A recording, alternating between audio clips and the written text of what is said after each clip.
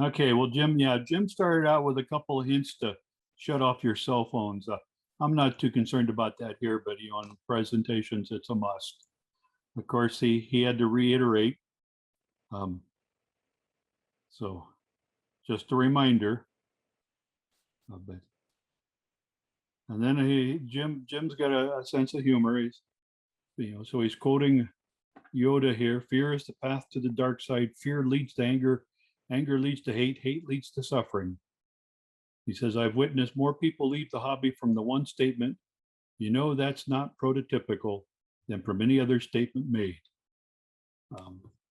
And that's usually when someone's viewing someone else's layout or model, and they're pointing a finger at whatever and saying, that's not prototypical.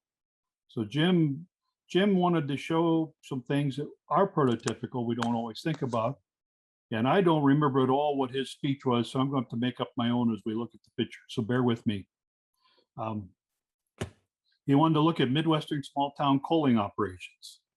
And as I said, he's got access to a lot of NP photos, ranging from the Twin Cities clear out to the West Coast. Now, I don't remember where this photo was taken. It says reservation on the signboard. So wherever reservation is, but and the numbers are from the MP people. They were marking stuff. But notice we got a gondola here, and we got a couple trucks.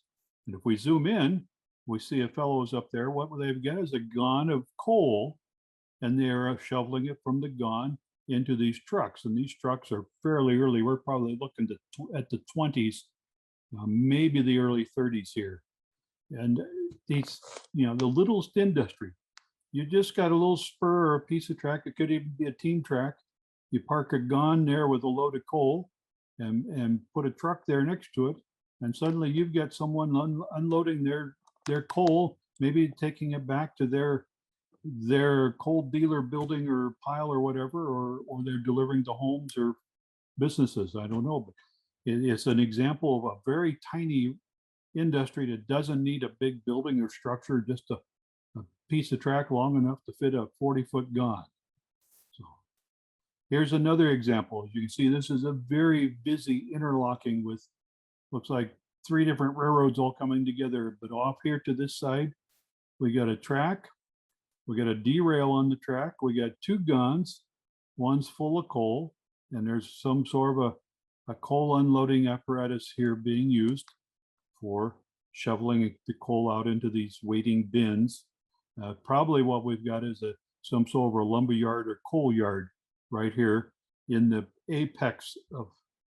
I'm sure glad I'm not scratch building track anymore. Oh, so he gets in a little bit into commenting on bits of history, statistics that he's going to share, methods of transportation, cars, why that's important, building locations, poster, some model, and some credits. So this is what his presentation is going to be. So let's move on. Jim digs a lot of stuff out of the MP archives. This is a letter dated 1941 to a Mr. Bauer regarding a letter in November 18 to a line between St. Paul and Duluth. We'll quote part of the important part of the Northern Pacific Railway system. We say that it might be considered indispensable part. The flow of traffic of this line is predominantly southbound, consists mainly of coal moving from the head of the lakes to destinations in Minnesota, North and South Dakota, and Iowa. Other commodities of importance moving in this direction are petroleum, flour and feed, cement, pig iron, automobiles, lumber and newsprint paper, and iron and steel. The northbound traffic consists largely of grain and grain products, petroleum products, livestock, fresh meat, scrap iron, etc. In addition to the Northern Pacific, the Milwaukee operates over the line under a joint facility arrangement. Traffic density quite substantial. So, and but the thing Jim wanted to point out, and this is basically coming off the ports at the Great Lakes up at Duluth and Superior, and the huge amount of coal that was coming off of those lake boats, loaded on the rail cars, and then distributed to this upper Midwest area. So, and here's a map of what he's talking about. There were 5 different railroads that ran from the Twin Cities up to Duluth Superior. And the NP didn't have the best of the routes. but they made use of it. So, here we are. This is in Duluth, 1930. This is piles of coal. And notice we got boxcars lined up here, not gondolas or not coal hoppers. So this must be near the winter, getting close to winter months or winter months. They're loading coal in boxcars to keep it from freezing. Here is the new Pittsburgh coal dock at Duluth. This is for unloading those boats and making those giant piles of coal that we just saw. Here's a close-up. Here we've got a coal boat. If they were on their lakes, they called them boats, not ships. You can see the clamshell buckets here. Looks a lot like the Hewlett unloaders for iron ore. And they're dropping these buckets down in here, lifting them up, running out on the framework here to drop into waiting gonds or coal piles. Here we are in the Mississippi, in Minneapolis. We've got the Great Northern Bridge in the background. And this bridge right here is used by the M. St. L. via MP trackage rights in the 50s. And we got a whole string of, he identifies them as USRA composite gonds. So these would be USRA drop bottom gonds here.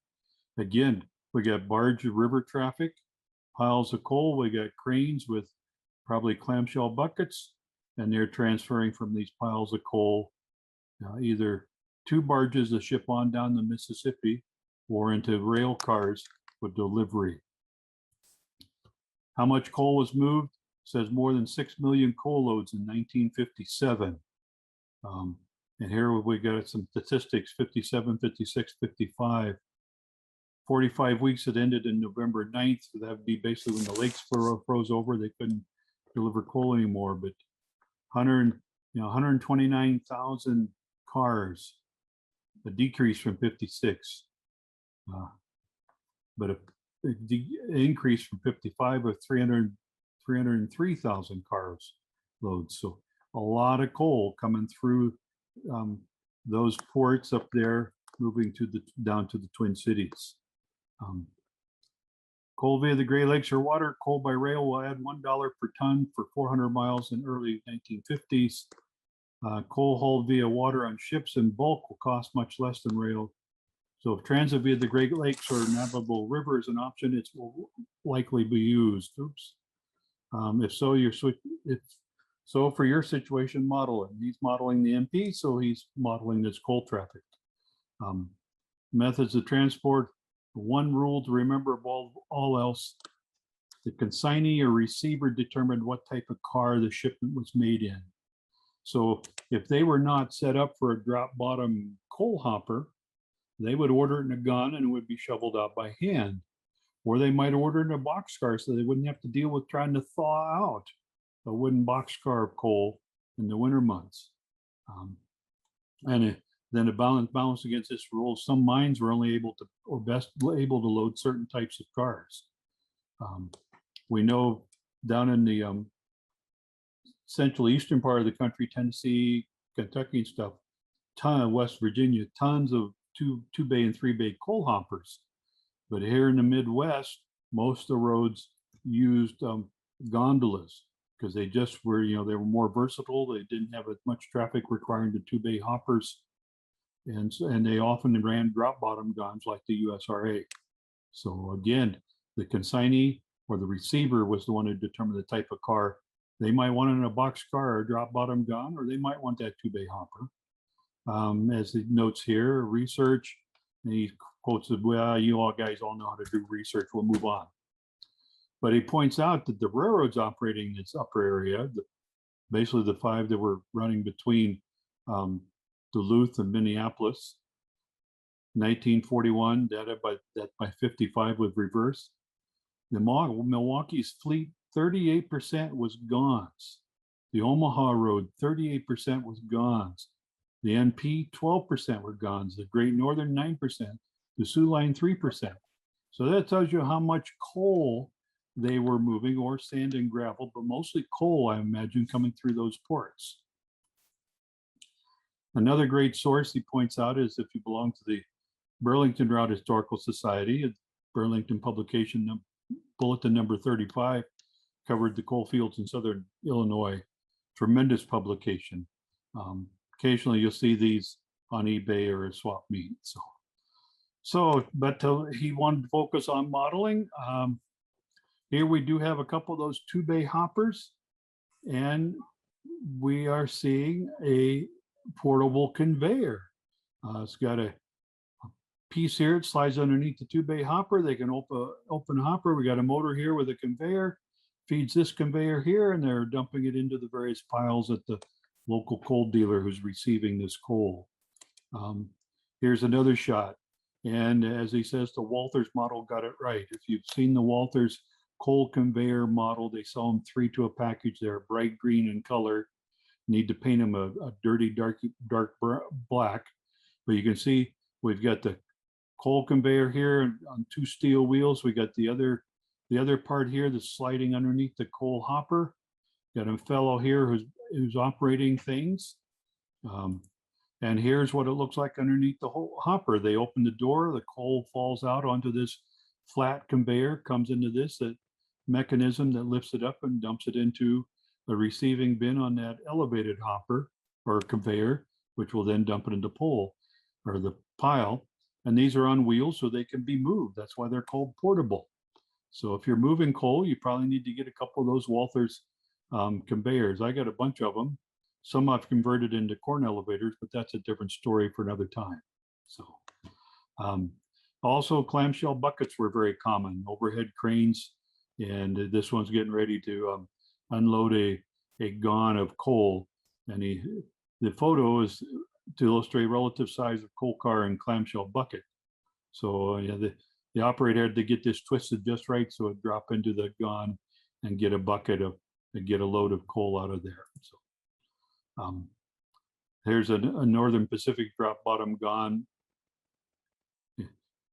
No, the photo says generally approved because the center sill between the sets of drop bottom doors was only 18 inches wide. This center sill down here instead of the competitor's 24-inch wide center plates.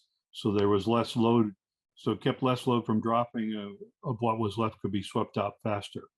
Because these drop bottom doors here would dump a lot of the load, but the center still the coal would still be sitting on that, and you'd have to get a couple guys up in there with shovels and brooms to clean out the car to get your full load.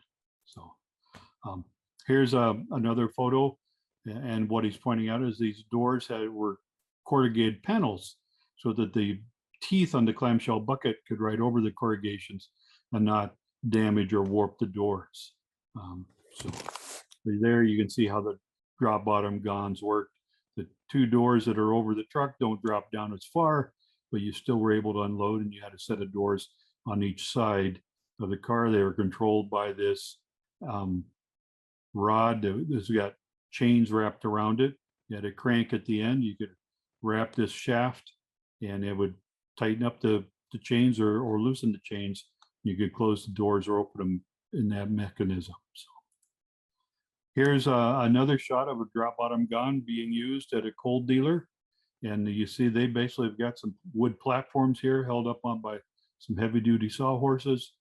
They've opened the drop doors. The coal comes out.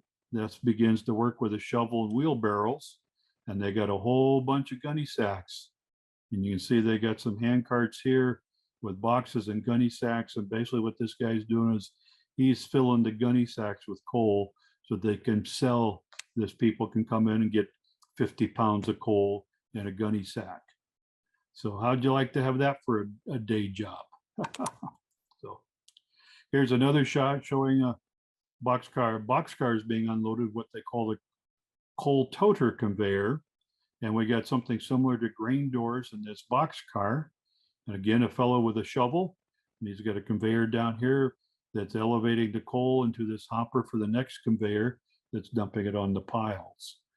Poor photo because he copied this out of a book, but you can kind of get the idea. There's a small motor of some sort operating the conveyor. Here's another shot of them using the coal toter, unloading from gondolas, using the conveyor to dump into the coal bins that were so visible along the side of tracks in so many yards or lumber yards, etc. And again, the guys with the shovels. So some places didn't have room or clearance for those portable conveyors. They had drop bottom pits, and they were covered. You can see the pit just long enough to unload 2 hoppers without having to move the car. And the hoppers were just too close to the rail for the convenience portable unloaders. So they had a pit. They would open these hopper bottoms, and there would be that conveyor would be in the bottom of the pit, essentially doing the same stuff we just saw with the portable conveyors. So you could use that Walther's coal conveyor and just put it into a pit. And of course, the other side of using box cars is you had to shovel them out. Once they get once you remove the grain door and the coal fell out, then you go in there with shovels. Here we see a couple of people shoveling out. You see a pickup back there that filled someone's pickup. It looks like another pickup or something here. I can see the tailgate, and they're filling them with coal. Coal dealers and coal buildings. Here we can see, of course, not knowing Jim's presentation, what we got the Flower City Storage and Moving Company Fuel and Transfer, but we'll see a sign down here in the corner that says coal. So they're also a coal dealer. So you might go in there and order, I need 2 gondolas of coal for my business this week. Could you get them delivered? And so they, that's how they did that. So of course you had the big coal companies. Here's Flower City Fuel Transfer Company. This was their coal bins. And you can see the conveyor where they're unloading gons coming up into their covered structure here, the big coal bins. You can see the chutes down here for loading trucks. You got a conveyor going out here for moving the coal into piles. So, they had they had this nice downtown office, and then they had this spot out along the railroad yard somewhere. So they obviously moved a lot of coal. So here's a typical situation where you had a track with a drop bottom pit. You had the conveyor coming out here, and this conveyor, you got 2 wheels, but they're aligned sideways so they can pivot. And you get all these different pits here. I think years ago, somebody sold a model for building one of these things. They were common, particularly out east. So you had different sizes of coal in each of the bins. The other side would be open so someone could come up with their truck or wagon and they could shovel out of this bin the type of coal they wanted. So looks like we might also have a standpipe here of some sort. So this might have all International Fuel Company probably was also unloading tank cars and had a pump house nearby and pumping into some handy tanks. But this is a nice little coal dealership setup here. So, and you could probably modify that Walther's coal conveyor by turning the wheel sideways and creating this pivoting coal dealer. So coal bins. Here, this is at Redwood Falls, Minnesota, out of the Minnesota Historical Society. Notice the sliding doors that open up to the bins. We got a track here buried in the weeds. You come up here, you shovel your gun or your into these bins. We also got some supports for an overhead structure strata support. The town in McCallsburg, Iowa had some coal bins with something similar, and a friend and I have been trying to figure out how that operated. Roger Ward. So I'll have to share that photo with Roger and see if that helps him. Here's another coal storage building.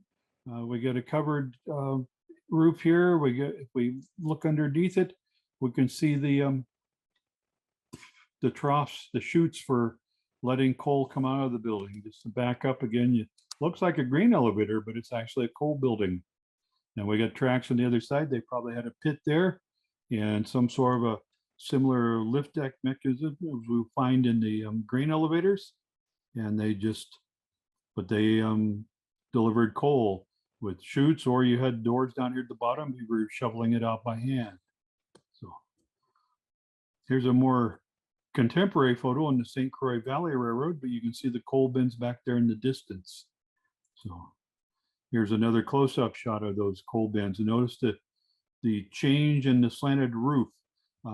This would be the trackside. You might have those big doors, or you might have hatches in the roof where someone standing in the top of a hopper here could shovel, open the hatch up and shovel into the top of this bin here. And then on this side would be opened up, or would have doors where someone could come in with their truck, their wagon, and get a load of coal. Here's Stillwater, Minnesota. This is a photo taken in 1927. You can see this is the truck side or wagon side. You can see the track side here. The top of this box car is equal with the roof line there. Here's a later photo taken by Lloyd Kaiser of the same facility, Bluff City Lumber Company in Stillwater. Coal facility is still sitting here with the sliding doors, portable coal conveyor. There's one stuck in a door, ready to load someone's truck. Here's another shot looking the other at the track side.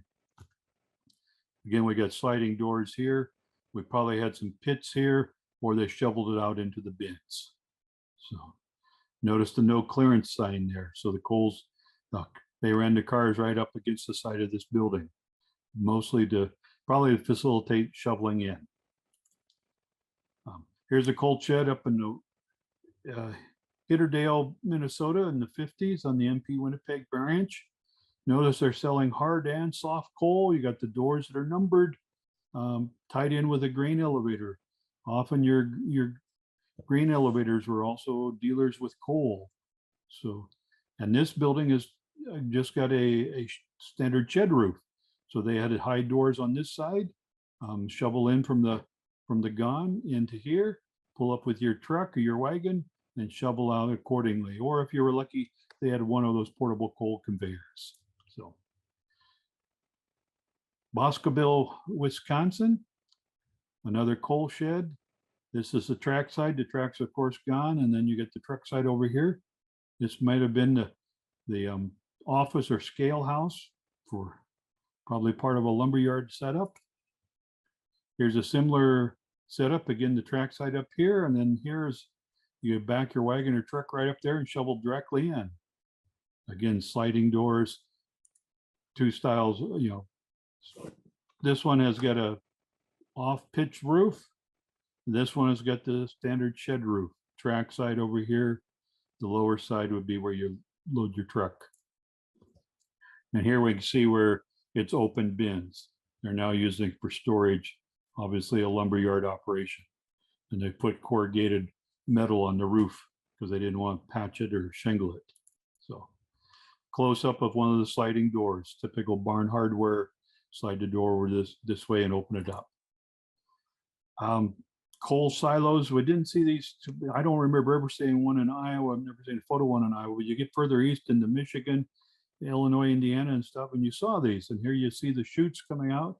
These were a concrete block type of silo with an overhead, the conveyor and operations over here up ahead, but the chutes for unloading into your waiting trucks.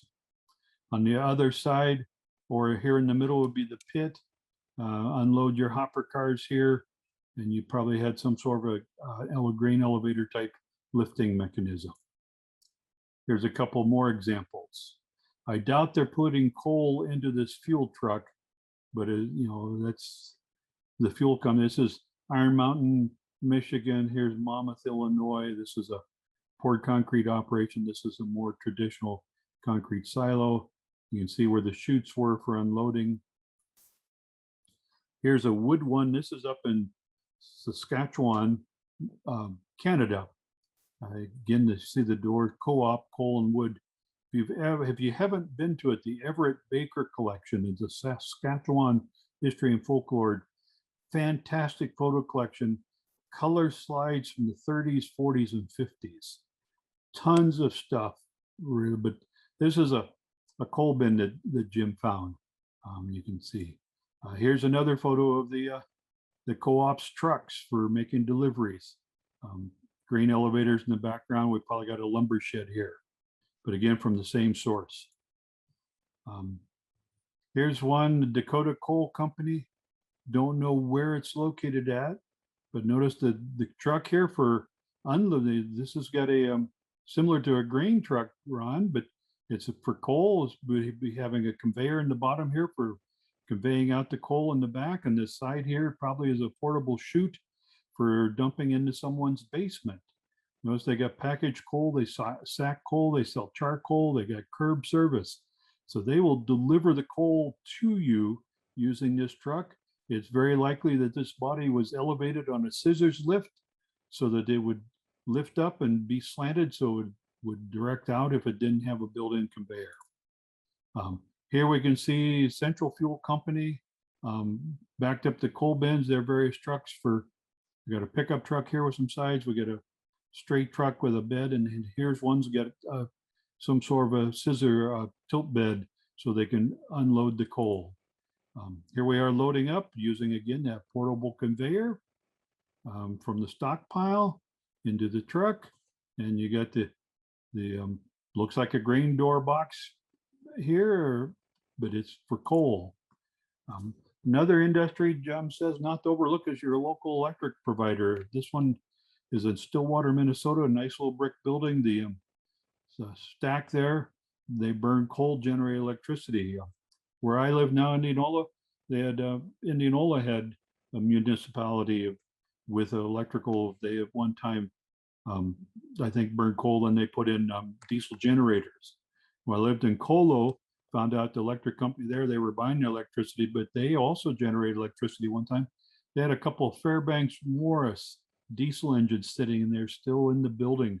Roger and I were able to go in there one day and look at them. Unbelievable. So your local power companies. Ratios, he says, after looking at branch line traffic for what he was planning to model, says I will need 8 to 9 cars of energy hauling cars, about 4 to 6 cars with coal, boxcar, gon, or hopper, and 3 to 4 tank cars for every 20 cars on his layout. So he's going to almost half his cars are going to be related to either moving coal or some sort of liquid fuel.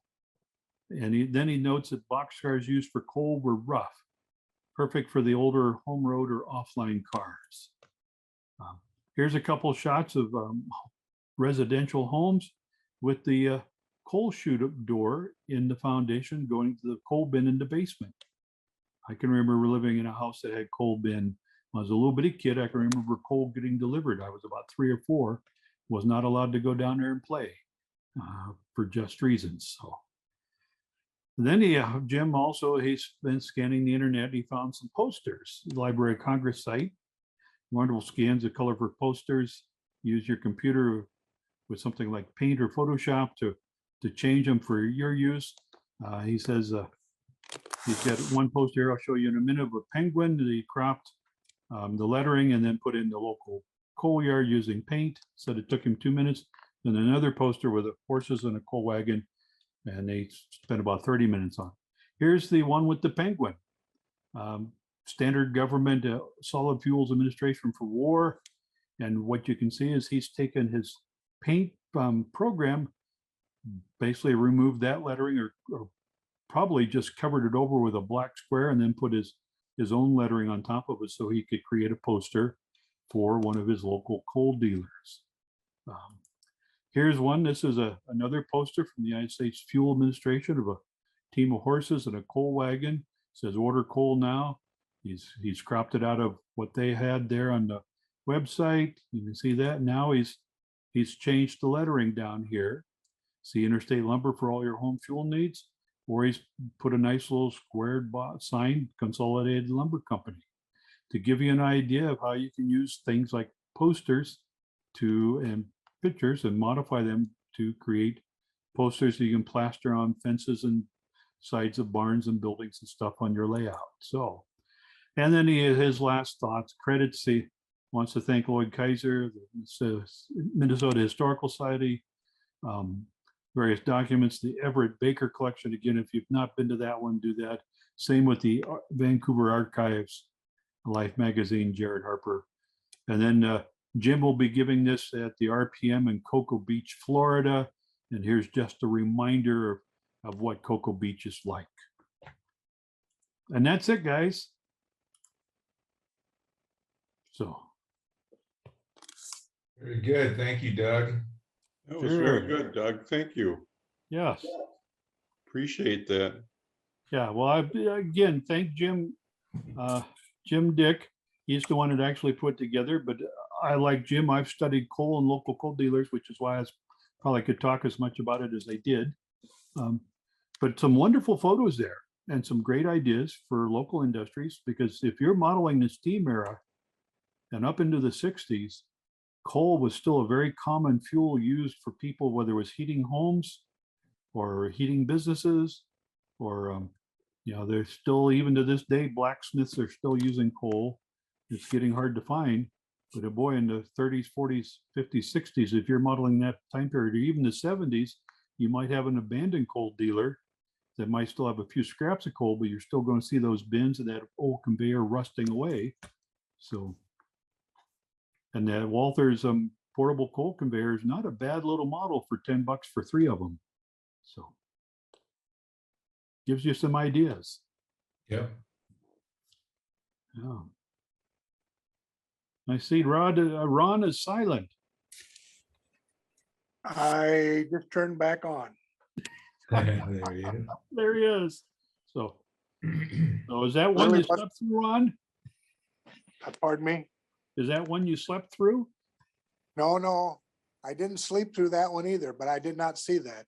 It's a very good, and I'll put it out tomorrow morning telling everybody they should watch the YouTube, because I get the feeling that most people think coal ran in hoppers. And if you're in the Midwest, as you point out, hoppers were maybe a little better than 50%, but not much more than that. Yeah, no, most of the coal here in the Midwest, the railroads that ran through Iowa, the vast majority of them shipped it in gongs, because for them, coal was, they weren't serving the mines. They were working with the dealers that were receiving coal, and the industries receiving coal. And so it was not a year-round business for them. It was a seasonal business, and they wanted to use those cars for other things. A gon can haul all kinds of stuff besides coal. You can ship sand, gravel, any type of commodity like that, but you can also use it to haul crates, steel structures, anything else. So most of the Midwestern roads, they rostered gondolas instead of coal hoppers. It's only those eastern roads that served the coal mines that had those huge fleets of coal hoppers. So I had a cousin who worked for the Milwaukee Railroad back in the steam era days. He passed away just a couple of years ago, and he was a hostler. And he told me that they would get all their coal in by gondolas, and that was one of his jobs to shovel it out. Now, I'm sure it was drop bottom, but even with a drop bottom, there's still some clean out that has to be done. yes. So the Intermountain USRA drop bottom gon, beautiful model. If you don't want to go through the trouble of assembling it, the Proto 1000 series, I think Walther's is now selling it. They've got a model of a USRA drop bottom gon that's all one piece with bolted on grab irons and stuff. But they're both beautiful, really nice models for building up a fleet of coal hoppers, you might say, or coal gons on your railroad. There's also the old Detail Associates drop bottom gon hopper, if you can still find one. So, and I know there's a fellow working right now on a 3D printing of a steel-sided drop bottom gon that had the slanted sides on the bottom, which the Minneapolis and St. Louis ran, and the Denver Rio Grande ran. And he's 3D printing them for the Rio Grande model, and is working on the USR or the M and St. L one. So variations are out there. So, in fact, I think that fellow was at Collinsville, the guy selling 3D parts. I don't know, when you first walked in the main hallway there, I don't know if Ron or Greg, if you saw him or talked to him. I didn't talk to him. I talked to the young guy in Iowa who was, he was making the gas electric, not gas electric. The little Northwestern had a little, those little square box diesels. He had Mhm. some of those, that young man was, well, I think we talked about him before, but was very good at what he was doing. He's Yes. different than the guy you're talking about, Okay, because the guy you were talking about was where Plano used to be, and Plano got sick, the guy who does Plano. And so he gave his boost to that guy that you're talking about. okay, all right, yeah. I saw the two brothers that gave a presentation on 3D printing. Is that the guy you're talking about? No, Okay. there were several different ones. So he Yeah. was just where the registration table, he was right across from where the registration table was. He was selling parts. Oh, you're He talking al- about Mike Paulsgrove. That's the one. Yes, yes. Sue Parts. So yeah, I'm actually a good friend of his wife, who's a band director. Yes, I did talk to him. In fact, I was very impressed with some of the stuff he had. He had the chalks that you put on your tractors and stuff on flat cars, Yep. and all you got to do is paint them. And I bought some of those from him. Yes, I know who you're talking about now. Okay. Well, he's been slowly working on M and St. L drop bottom gun, steel sided drop bottom gun. Yeah, he had a lot of Sioux stuff, didn't he? Yes, Yeah, yes, he did. Yeah, his company is Sue Parts. Hmm. Right. I got his card. So, well, that's all I have. So, Very good. Well, Doug, thank you very much. Next week, we have Rich Hankey is going to present on the barns up in Wisconsin and the limestone industry going on up there. And then with any luck, we're going to have Ron presenting on a project he's working on now, improving his gas station the week after that. So if you're interested in presenting after that, let me know and I'll put you on the schedule. Thanks, everybody. sure. Okay. Thanks, Are we Doug. still at 5:30? Yeah, we'll Dimitri? stay at 5:30 for the foreseeable future. That's probably also cut down some of the That may numbers. be. Yeah, I've got Yep. my graduate class starts here at 6:30. So, Okay. and that's through December. And then after that, we can go back to 6:30. But thanks again, Doug. Great job. And we'll see you guys next week.